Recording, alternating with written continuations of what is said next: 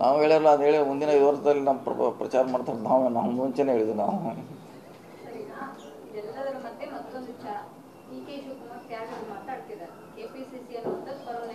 ಅದು ಮೇಡಮ್ ನಮಗೆ ಸಂಬಂಧಪಟ್ಟ ವಿಚಾರ ಅಲ್ಲ. ನೀವು ಅವ್ರನ್ನೇ ಹೋಗಿ ಕೇಳಬೇಕು.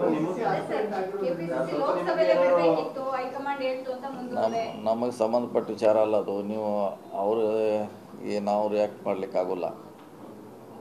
ನೀವು ಅವ್ರನ್ನೇ ಏನು ಹೇಳಿದ್ರೆ ಅವ್ರನ್ನೇ ಕೇಳಿದ್ರೆ ಒಳ್ಳೇದು. ಮತ್ತೆ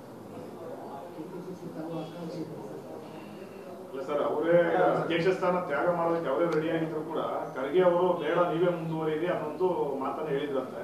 ಅದಕ್ಕೆ ಡಿ.ಕೆ. ಶಿವಕುಮಾರ್ ಅವರು ಮುಂದುವರಿಸ್ಕೊಂಡು ಹೋಗ್ತಾ ಇದ್ದಾರೆ. ನಾವು ಹೇಳಿರಲ್ಲ, ಪದೇ ಪದೇ ಹೇಳಿ. ಅದು ಹೈಕಮಾಂಡಿಗೆ ಬಿಟ್ಟಂತ ವಿಚಾರ. ಈಗ ಅವ್ರು ಮುಂದುವರಿಯೋದು.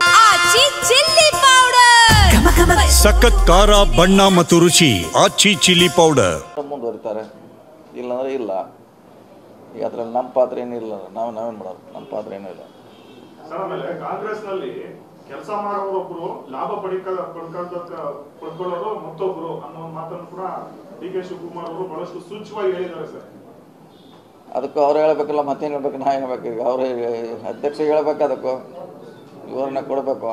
ನಾವೇನು ಹೇಳೋದು ಅಂದ್ರೆ ಈಗ ಅವ್ರು ಯಾರು ಗುರಿಯಾಗಿ ಇಟ್ಟ ಯಾರಂತ ಅವ್ರ ಮೈಂಡ್ ಇಲ್ಲಿ ಯಾರು ಗೊತ್ತಿದೆ? ಅದು ನೀವು ಕೇಳ್ಬೇಕು. ಅವ್ರನ್ನ ಕೇಳಲ್ಲ ಮುಂದೆ. ಈಗ ಅವರಲ್ಲಿ ಏನೋ ಇದೆ, ನನಗೇನು ಗೊತ್ತಾಗೋದ್ರಿ. ಏನಾರ ಯೂಸ್ ಮಾಡಿ ಏನಾರ ಕಂಡು ಹಿಡಬೇಕು. ಇನ್ನದು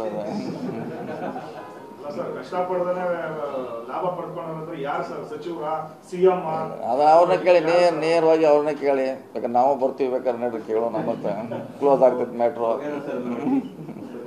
ಈಗ ನನ್ನ ಕೇಳ್ತಿದ್ದಾರೆ, ನನಗೆ ಗೊತ್ತಿಲ್ಲ. ಏನು ಹೇಳ್ರಿ, ಏನಾರು ಹೇಳ್ರಿ ಅಂತ ಕ್ಲೋಸ್ ಮಾಡೋಣ. ಮ್ಯಾಟ್ರ್ ಕ್ಲೋಸ್ ಮಾಡೋಣ.